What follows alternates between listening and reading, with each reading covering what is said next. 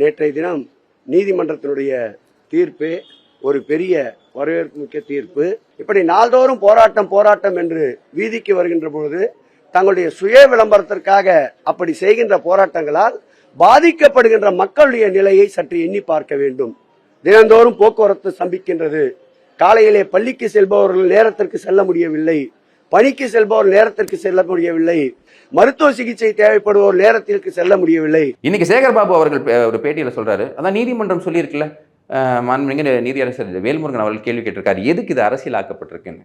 எங்க எதிர்கட்சியில் உட்காரும் போது எதிர்கட்சினா அரசியல் பண்ணாம அவியலா பண்ணுவாங்கன்ற கேள்வி கேட்டது யாரு? அப்ப யாருமே இதை நீதிமன்றத்துக்கு கொண்டு போகலையே. இதே 2 ஜட்ஜ் பெஞ்ச் இந்த மாதிரி ஒரு ஸ்ட்ராங்கான கேள்வியை கேட்டிருக்கே, அதை பத்தி பேசுங்க. ஏன் அதை பத்தி பேச மாட்டேங்கிறீங்க? இந்த விஷயம் எல்லாம் அரசியல் இல்லை. ஒரு ஜனநாயகத்தில் எதிர்கட்சிகள் கேள்வி கேட்கலன்னு வைங்களேன், அவங்க என்ன பண்ணலாம்னா திண்டுக்கலுக்கு போய் பெரிய பூட்டா வாங்கி தன்னோட கட்சி ஆஃபீஸுக்கு போட்டு வீட்டுக்கு போயிடலாம். மக்களுக்கு வேண்டி கேள்வி கேட்கறதுக்கு தான் எதிர்கட்சிகள் இருக்காங்க. ஸோ இந்த விஷயங்கள் கேள்வி கேட்க தான் செய்வாங்க. இவர் சொல்றாரு, இல்லை டிராஃபிக் பாதிக்கப்படும், மக்களோட இயல்பு வாழ்க்கை பாதிக்கப்படும். ஏன் எதிர்கட்சியில் உட்காந்துருக்கும் போது சட்டை கழிச்சுட்டு வெளியே போகும்போதெல்லாம் தெரியலையா? நீங்கள் போய் பண்ணக்கூடிய போராட்டத்துல எல்லாம் அந்த நேரத்தில் இயல்பு வாழ்க்கைன்னு ஒன்றும் கிடையாதா? ஏன் அப்போ மக்கள்லாம் வந்துட்டு வெளியூருக்கு போயிட்டாங்களா, துபாய்க்கு போயிட்டாங்களா? அப்போ என்ன மாதிரி ஒரு பதில் அவர் சொல்றாரு?